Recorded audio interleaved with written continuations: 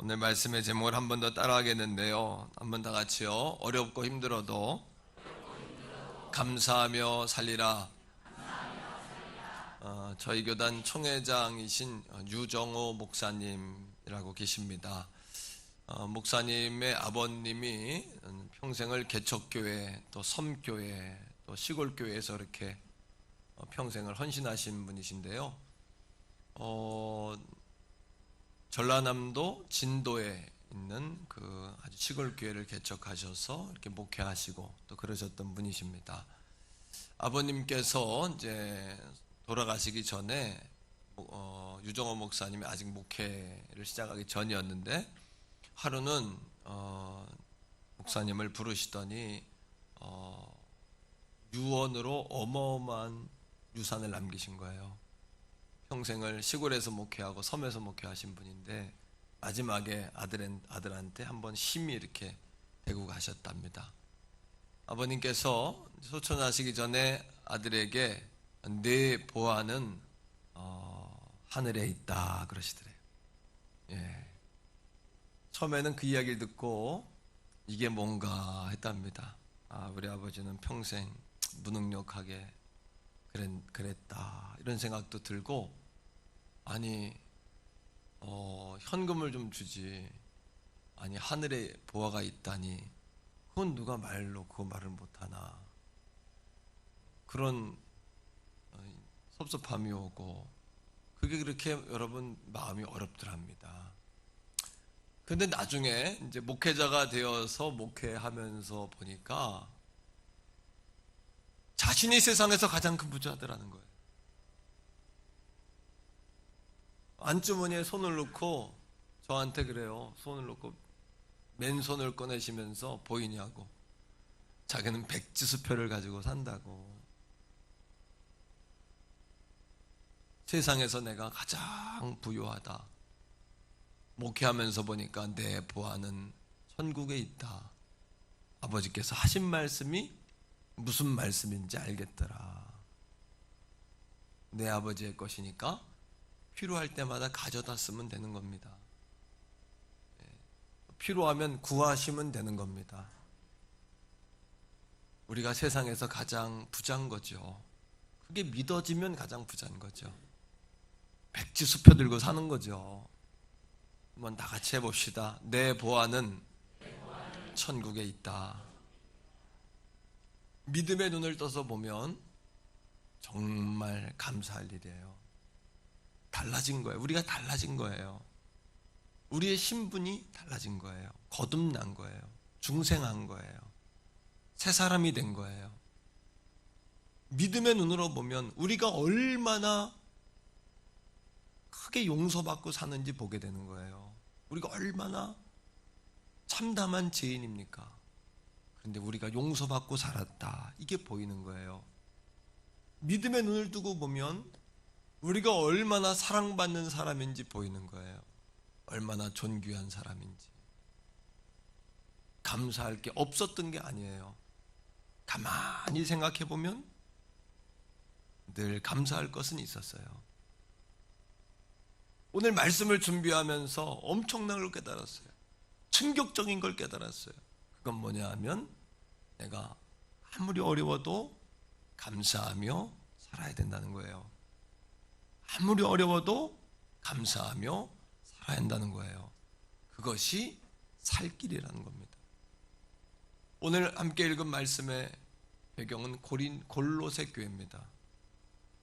골로새는 터키의 한 지역, 소아시아 지역에 있는 아주 작은 마을에 있는 교회. 이 골로새 교회와 마주보고 있는 교회가 있는데 이 교회가 라오디게아 교회입니다. 둘 다 자신들의 어떤 자립적인, 사도 바울이 아니라 자립적인 신앙의 운동에 의해서 세워진 교회였죠. 쌍둥이와 같은 교회, 태교원과 흡사 산흥 정도 거리, 태교원과 별내 정도 거리에 위치하고 있는, 이렇게 골로새 교회 언덕에 올라가서 멀리 보면 히에라볼리스라고 하는 온천 마을이 보이는데 그게 라오디게아입니다. 둘이 쌍둥이와 같은 교회였지만 골로새 교인들의 마음에는 늘 어떤 마음이 있었냐 하면 우린 똑같이 예수를 믿는데 우린 왜 가난할까? 상대적 빈곤에 의하여 어려움들이 있었어요. 그런데 이단들, 거짓 교사들은 그걸 파고드는 겁니다. 섭섭함을 파고드는 겁니다. 라오디게아 교회는 온천이 있잖아요. 부자 동네입니다. 교회도 부자 교회입니다. 한 사람이 헌금을 턱 하면 그냥 교회가 충분합니다. 하지만 골로새 교회는 작은 해교원과 같은 마을이에요. 늘 가난한 거예요. 그래서 더 열심히 일을 했어요. 주님의 일을 했어요.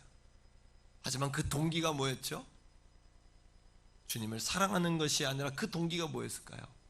섭섭함이에요. 섭섭함 때문에 더 열심히 하면 하나님이 우리도 복 주시겠지. 라오디게아 교회는 온천이 터졌잖아요. 우리도 온천이 터지겠지. 뭐 이런 생각을 한 거죠. 하지만 사단은 그것을 가만두지 않고 파고드는 겁니다. 섭섭함. 오늘 우리 교회의 열심의 이유도, 또 저와 여러분들의 열심의 이유도 점검해 볼 수 있기를 축복합니다. 만일 그것이 섭섭함에 의한 것이라면, 또는 내가 열심히 뭔가를 해서 하나님께 복을 구하겠다는 율법주의적인 생각이라면 마귀가 좋아할 일이에요. 거짓 교사들은 그걸 가지고 장난을 치는 거예요. 가난한 교회, 어린 교회, 어려운 교회, 그 골로새 교회가 영적으로 매우 혼란 가운데 있었어요. 자, 말씀을 통해 봅시다. 골로새서 2장 21절이에요. 사도 바울은 이렇게 그들을 책망하고 있어요.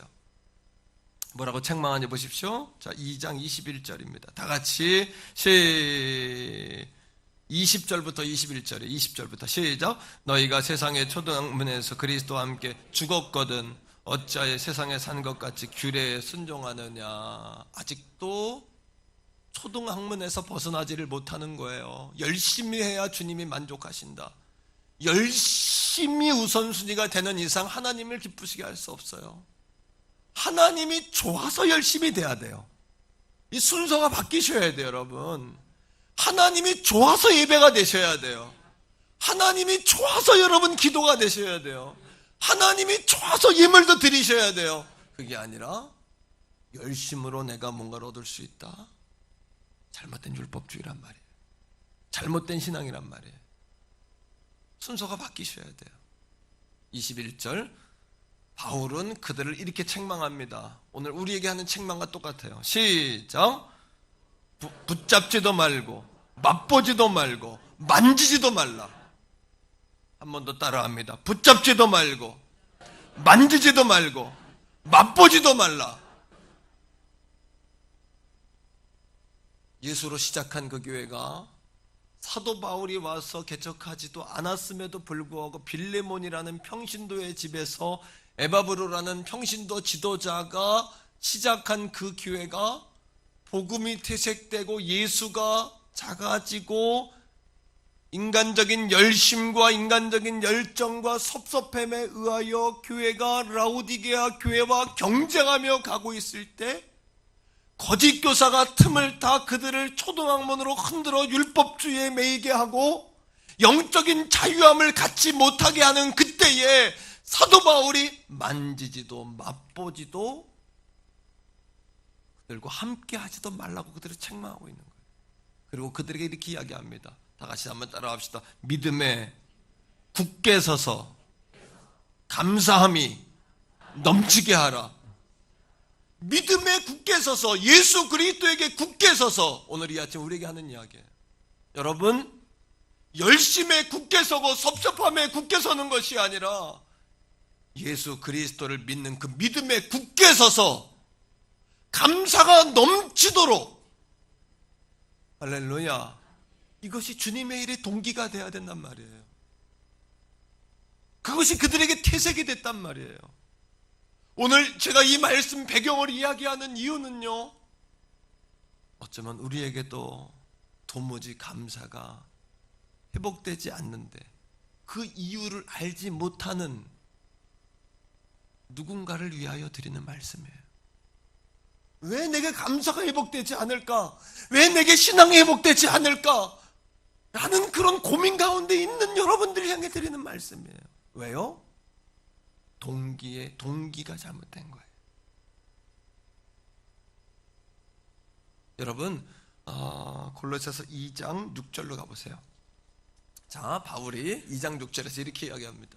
6절 7절인데, 자, 그들에게 붙잡지도 만지지도 맛보지도 말라라고 말했던 그것에 관하여 반대로 이렇게 격려합니다. 6절 시작. 그러므로 너희가 그리스도 예수를 주로 받았으니 그 안에서 행하라, 이겁니다. 너희의 열심이 아닌 예수 그리스도를 주로 받아 거기에 뿌리를 내렸으니 이제는 너희의 열심이 아닌 주님이 주시는 힘으로 해라. 주님의 명령을 따르라. 주님이 주시는 영양가를 충분히 경험하고 주님이 주시는 힘으로 하라는 거예요. 자, 7절까지요. 시작. 그 안에 뿌리를 박으며 세움을 받아 교훈을 받은 대로 믿음에 굳게 서서 감사함을 넘치게 하라. 다 같이 감사함을 넘치게 하라. 이것이 어린아이와 떴던 골로새 교회를 향하여 바울이 영적으로 그들을 진단하면서 왜 너희들의 신앙이 지금 흔들리고 있는지, 왜 너희들이 곤고하고 제자리에서 벗어나지 못하는지, 왜 너희들이 감사를 잃어버렸는지,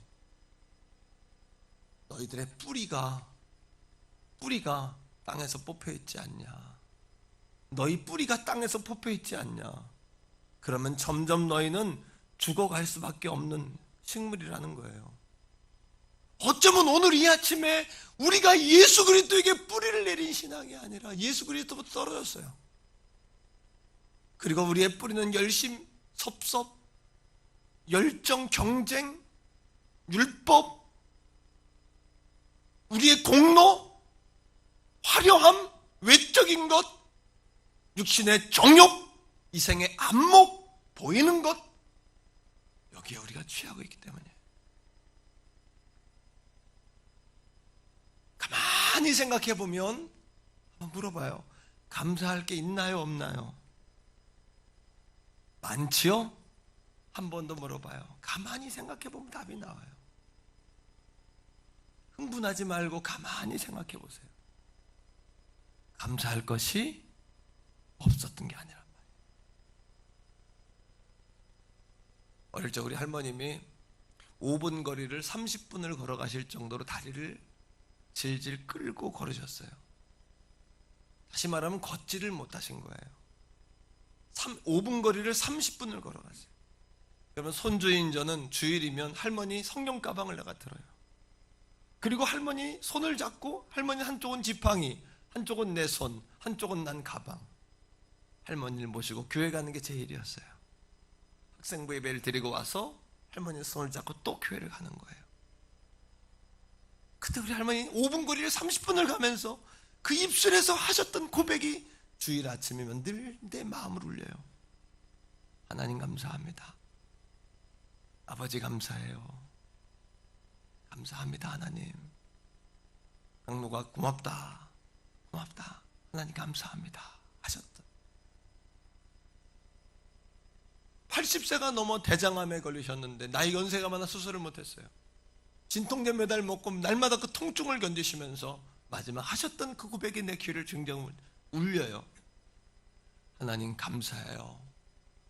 아버지 감사해요. 나 천국 보내줘요. 나 빨리 천국 데려줘요. 천국 데려가세요. 너무 아파요. 아버지 감사해요. 반찬 투정이 심했던 저에게 못 먹는 강로가 못 먹는 사람도 있다. 옷을 입을 때마다 옷을 못 입는 사람도 있다. 어떤 사람은 병상에 누워 평생을 못 일어나는 사람도 있다.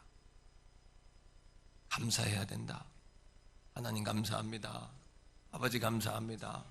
하나님 감사합니다 하셨던 그 할머니의 고백이 귀를 쟁쟁 울려요. 감사할 수 없는 게 아니에요.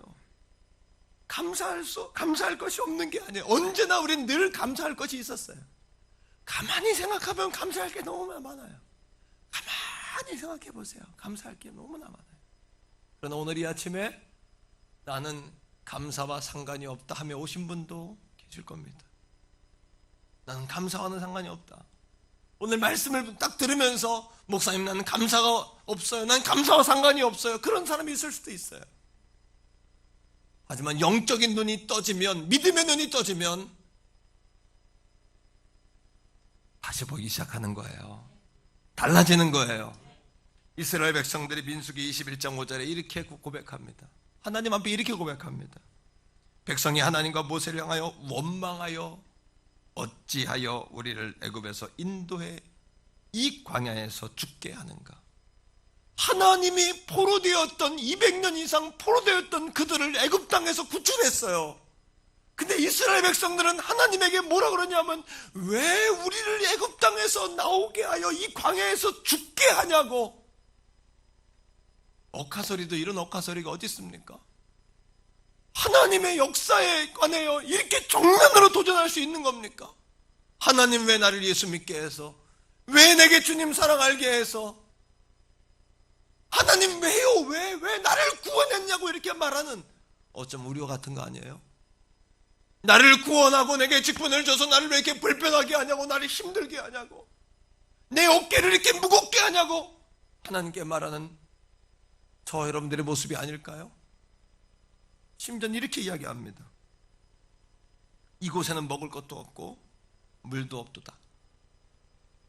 영적 눈이 어두워지면 아무것도 안 보이는 거예요. 여러분, 이곳에는 물도 없고 먹을 것도 없지만 물도 먹을 것도 만들어낼 수 있는, 창조하실 수 있는 하나님이 계시잖아요. 안 보이는 겁니다. 그 하나님이 계시잖아요. 하나님이 계시잖아요. 아멘이십니까 여러분? 하나님이 계시잖아요. 우리는 할 수 없지만 하나님이 믿어지니까 감사한 거예요. 감사란 하나님이 살아계심이 믿으니까 감사한 거예요. 가만히 생각해보면 감사할 게 너무나 많아요. 에스겔 골짜기의 마른 뼈를 보면서 마른 뼈입니다 했더니 우리 하나님은 내가 살리라 하셨어요. 풍랑의 제자들이 우리가 풍랑으로 죽게 되었습니다 할 때 예수님은 풍랑아 잠잠하라 하셨어요. 벳세다 광야에서 5,000명이 앉아 먹을 것이 없습니다 할 때 그 제자들에게 예수님은 너희가 먹을 것을 주라고 하셨어요. 가만히 생각해보면 감사할 게 너무나 많은 거예요. 주님의 눈으로 바라보면, 영적인 눈으로 바라보면, 믿음의 눈으로 바라보면 우리의 인생에 대한 해석이 달라진단 말이에요. 근데 이스라엘 백성들이 뭐라고 이야기합니까? 이곳엔 먹을 것도 없고 물 것도 없고 마실 것도 없고 먹을 것도 없고 이 하찮은 음식만 있나이다. 하나님이 주신 만나를 이 하찮은 음식이라고 이야기했어요. 감사하지 않는 것은 어쩌면 오늘 이 아침에 충격적으로 깨달아야 될 메시지는 뭐냐 하면 감사하지 않는 것은 하나님의 은혜를 하찮은 음식이라고 말하는 이스라엘 백성들과 동일한 것이다. 성경은 그들이 결국 불평과 원망 때문에 뱀에 물려 죽었다라고 이야기해요. 불평과 원망 때문에 뱀에 물려 죽었다라고 이야기해요. 영적인 문제라는 거예요. 그들이 감사가 사라진 것이 아니라 그들의 마음이 병들었어요. 마음이 어두워졌어요. 마음을 마귀가 붙잡았어요. 사랑하는 성도 여러분, 시련과 어려움을 만났을 때 이기는 길은 감사하는 길이에요. 힘들다 죽겠다 짜증난다 하다가 무뎌지는 것을 기억하시기를 주의 이름으로 축복합니다. 오늘 이 아침에도 감사하십시오. 그래야 문이 열립니다. 따라합시다. 감사하자. 그래야 문이 열린다. 어느 정도냐면 하늘의 문을 열어요. 우리의 보화가 하늘에 있잖아요. 하늘에 있는 보화를 누가 갖다 쓰냐 하면 감사하는 자가 갖다 쓰는 거예요. 감사하는 자와 친구하세요. 감사하는 자와 결혼하세요.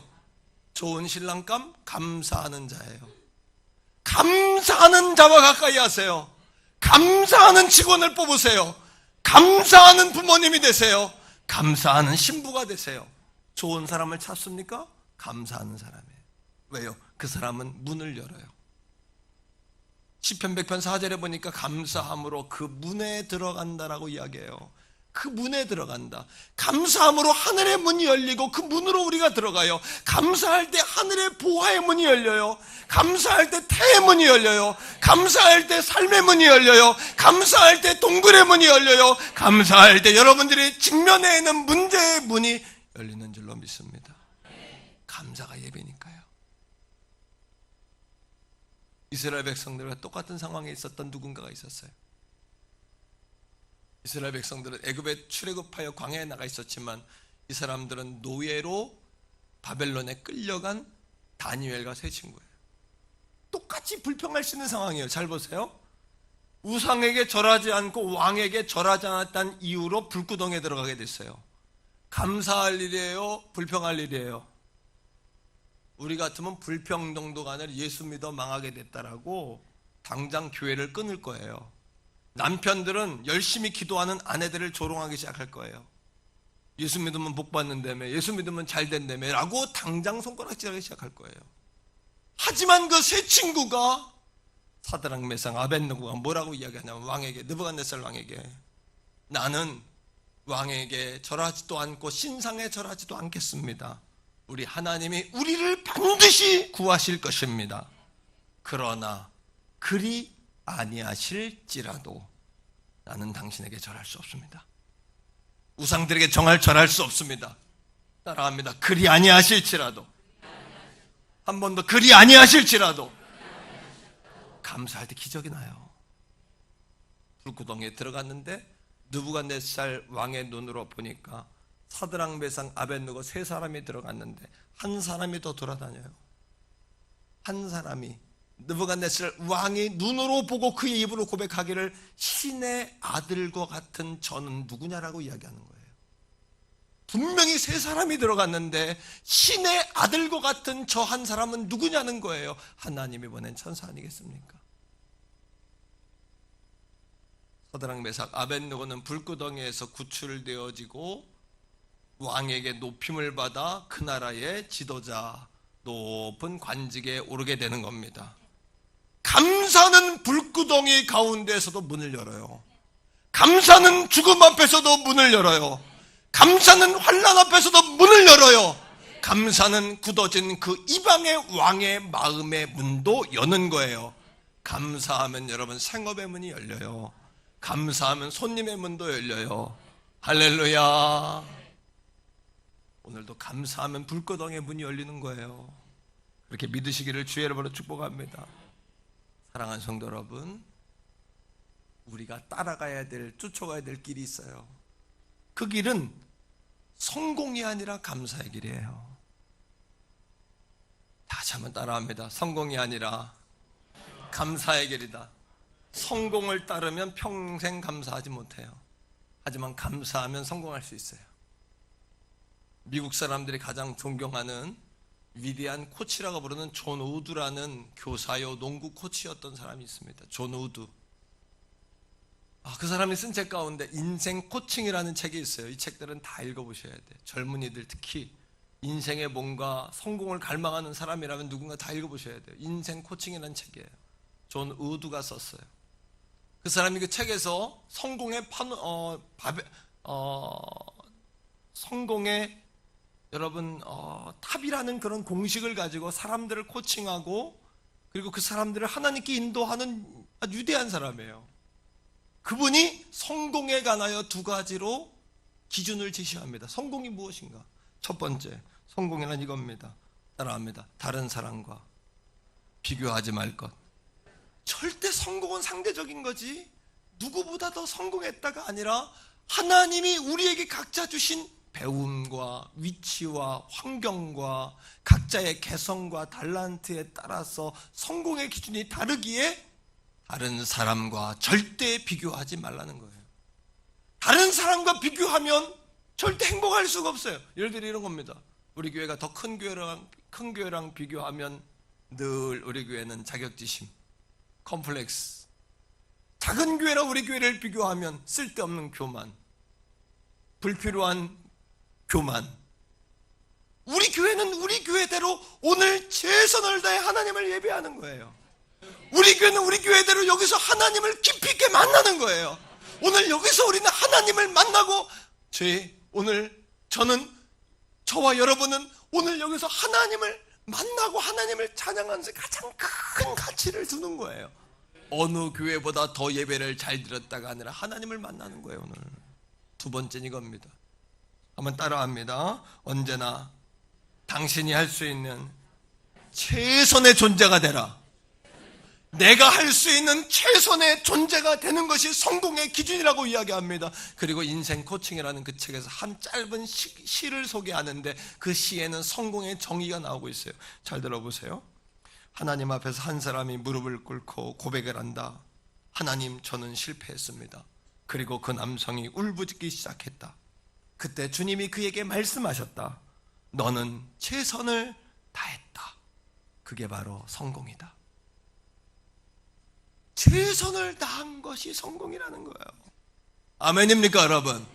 성공한 사람이 감사하는 것이 아니라 감사한 사람이 성공한 줄로 믿습니다, 여러분. 제 친구 가운데 안희환 목사라는 목사님이 있어요. 목사님은 집이 너무나 가난해서 중학교 때까지 신문을 돌렸는데, 신문 돌리다가 트럭에 치여가지고 오른팔이 절단됐어요. 8월 달에 우리 교회 부흥에 오세요. 너무 3년까지 꽉 찼어요. 우리나라 법무법인 로고스 담당 목사예요. 우리나라 이슬람 대책 위원장이에요. 그 목사님이요. 동성애 대책위원회 위원장, 이단 신천지 대책위원회 위원장. 어차피 자기는 한번 죽었다 산 목숨이니까 겁나는 게 없어요. 아주 하나님이 얼마나 그 목사님이 귀하겠었는지 몰라요. 팔이 하나 없어요. 팔이 절단되는 순간 사람들 앞에 나서기 싫고 한 번도 거울을 보지 않았대요. 다니던 학교를 그만뒀어요. 이 사람이 성공한 사람이에요, 실패한 사람이에요? 성공했어요? 우린 다 실패했다고 이야기하잖아요. 한 곳, 오직 교회는 다닌 거예요. 어느 날 목사님의 설교 말씀을 듣는데 예수님께서 우리를 사랑하십니다. 예수님이 우리를 위해 십자가에 몸을 찢어 죽으며 우리를 사랑하셨습니다. 그 이야기를 들을 때 나는 트럭에 치여 팔이 하나가 절단된 것도 이렇게 고통스러운데, 예수님은 아무 죄도 없으신 그 예수님은 나를 위해 살이 찢기고 창에 찔려 피와 물을 다 쏟으시고 십자가에 죽으셨다니, 그 사실이 믿어지기 시작하는 거예요. 체험적으로 믿어지기 시작하는 거예요. 자기가 팔이 하나 잘렸을 때 그 고통이 떠오르면서 예수님이 나를 위하여 그 고통을 참으시고 십자가에 죽으셨다는 그 사실이 믿어지기 시작한 거예요. 그때부터 교회에 달려가 하나님을 아버지라 부르며 기도하는 겁니다.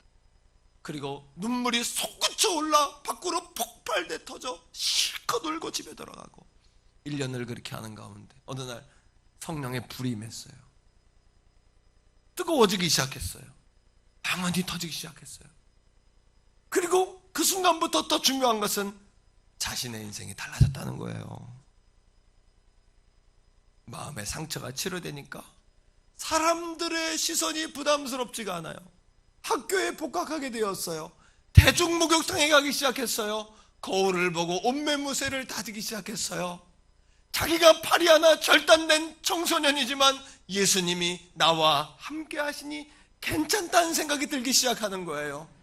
오늘 이 아침에도 우리가 병들었을지라도 주님이 함께 하시면 괜찮아요. 오늘 이 아침에 우리가 죽게 되었을지라도 주님이 함께 하시면 괜찮아요. 우리가 떵떵거리고 잘 사는 것 같아도 주님이 없는 게 문제예요. 주님이 없는 게 망하는 길로 가는 지름길이에요. 그 목사님의 인생의 결론, 주님만 나와 함께 하신다면 다 괜찮다. 다 괜찮다. 그 누구도 제 친구인 그 안희환 목사님을요, 인생의 실패자라고 말하는 사람은 아무도 없어요. 저도 가끔 전화해서 건강 생각하고 집회도 좀 덜 하고 좀 덜 하시라고 이렇게 전화할 정도로 지금 그 안희환 목사님을요, 모든 사람들은 지금 하나님이 가장 왕성하게 쓰는 성공한 목회자라고 이야기하고 있어요. 그 비결이 뭡니까? 그가 실패자인 것 같았지만 감사함을 통하여 성공자로 변신한 데 있는 거예요. 우리의 인생은 성공이 아닌 감사를 쫓아야 되는 거예요. 이제 아무리 어렵고 힘들어도 우리의 입에서 감사하며 살겠습니다 라는 고백을 하셔야 돼요. 그때 기적이 일어나요.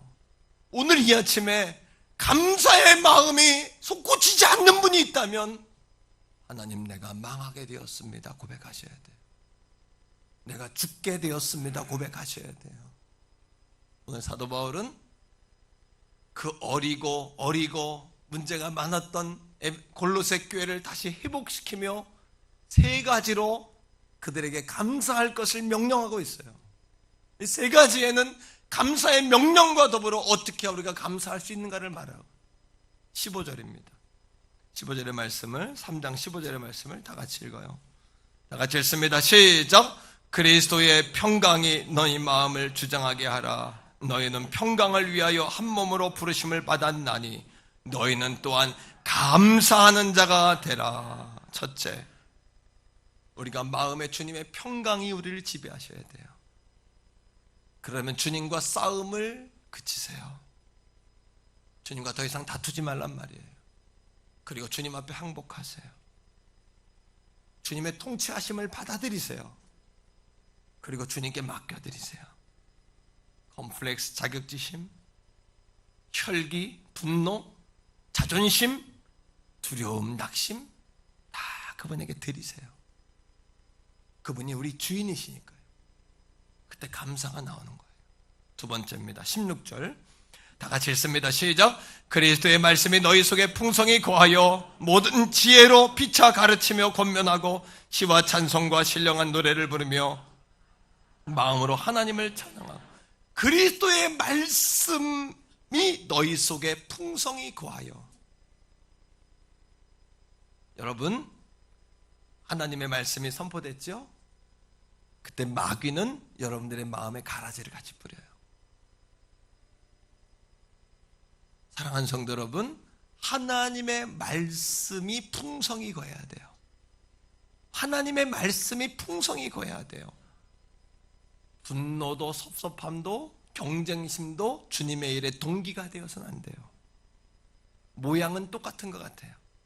분노로 열심히 하던, 주님을 사랑해 열심히 하던 열심은 똑같은 것 같지만 언젠가는 본색이 드러나게 돼 있어요. 언젠가는 결과가 달라지는 거예요. 결과가 달라지는 거예요. 주님의 말씀이 우리 안에 풍성히 거해야 돼요. 세 번째입니다. 17절이에요. 시작. 또 무엇을 하든지 말에나 일에나 다 주 예수의 이름으로 하고 그를 힘입어 하나님 아버지께 감사하라. 주 예수의 이름으로 하고. 이제는 우리가 말을 해도 누구의 이름으로, 일을 해도 누구의 이름으로, 예물을 드려도 누구의 이름으로, 전도를 해도 누구의 이름으로. 이제는 우리의 열심이 아니에요. 열심히 한다고 자만할 것도 못한다고 기죽을 것도 없어요. 우리의 뿌리가 예수 그리스도에 내려 있으니 그분이 지시하는 것에 순종하면 되는 거예요. 이제는 순종하면 되는 거예요. 순종은 우리의 몫이에요.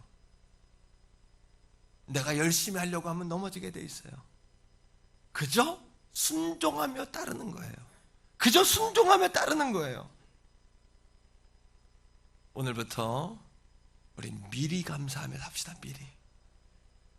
미리 하루 살아보고 감사할 게 무엇인가, 오늘 뭐가 감사했지 생각하는 것이 아니라 미리 감사로 인생의 고지를 점령해 버리는 거예요. 고지를 점령하면 마귀와의 싸움이 쉬워져요. 마귀에게, 여러분 인생의 고지를 불평 불만 때문에 마귀에게 뺏기시면 안 돼요. 따라합시다. 감사로 고지를 선점하자. 고지를 선점하자. 남편들은 집에 들어갈 때 감사합니다 하면서 들어가셔야 돼요. 아시겠죠? 감사를 뿌리셔야 돼요. 아내들은 남편들이 들어올 때 고맙습니다 하고 맞이하셔야 돼요. 상상이 안 가죠? 이런 일이 있어야 돼요. 직장인들은 직장에 들어가면서 감사합니다 하면서 들어가셔야 돼요. 감사로 선점해 버리는 거예요. 교회에 들어올 때 주님이시다 하고 들어오는 거예요. 안 되죠, 잘? 그러니까 연습을 해야 돼, 연습을. 다 같이 해봐요. 남편이다. 시작. 남편. 여자만 하세요. 여자만. 남편이다. 왜 감사한 마음을 하는 얘기예요? 아유, 남편이네. 하시면 안 돼요. 끝으로 올렸어요. 남편이다. 시작. 남편이다 하셔야 돼요. 남편들은 집사람이다, 아내다, 사랑스러운 아내다 하셔야 돼요. 아멘이에요? 거기에 감사가 다 들어있는 거예요. 그러셔야죠. 에? 여보, 아유, 그거 무릎 나온 추리닝 갈아입어. 이게 뭐야, 아가씨 때는 안 그러더니. 그러시면 안 돼요. 자, 다 같이 사랑하는 아내다. 남편들 시작. 사랑하는 아내다. 그렇게 하셔야 돼요. 할렐루야. 감사로 고지를 선점해 버리세요. 왜 우리 인생이 우울하고 꿀꿀할까요? 우리의 고지가 불평불만 마귀에게 뺏겨 있으니 마귀들이 자꾸 흔드는 거예요, 우리를요. 미리 선점해 버리는 거예요. 2019년 전반기가 가고 다음 주부터 후반기 시작합니다. 이 한 주간은 중요한 하프타임이에요. 이 한 주간에 의하여 후반전이 가름돼요. 몇 골 먹었다고 염려하지 마세요. 후반전에 만회하면 돼요. 이 한 주간 우리 인생의 가이드요, 우리의 위대한 코치이신 예수 그리스도께 작전 지시를 받으셔야 돼요.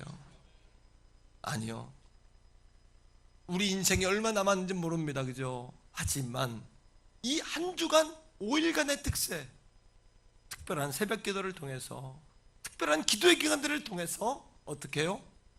5일 동안 여러분들의 인생의 후반전을 다시 시작하세요. 또 새로운 방법으로, 또 다른 방법으로. 이전 것은 지나가고 보라 새 것이 되었잖아요. 우리만 새 것이 된 것이 아니라 마귀 역사도 날마다 새로워져요. 마귀 역사도 날마다 새로워져요. 그 새로운 전법, 새로운 삶의 방식으로 살아야 돼요. 감사로 고지를 선점해 버리는 거예요. 그냥 감사로 기선을 제압해 버리는 거예요. 감사로 기선을 제압해 버리는 거예요. 감사를 뿌리며 사는 거예요. 이제는 오늘 17절 말씀처럼 말에나 일에나 무엇을 하든지 주 예수의 이름으로 하고 그를 힘입어 하나님 아버지께 감사하라. 제가 우리 같이 한번 기도하겠습니다.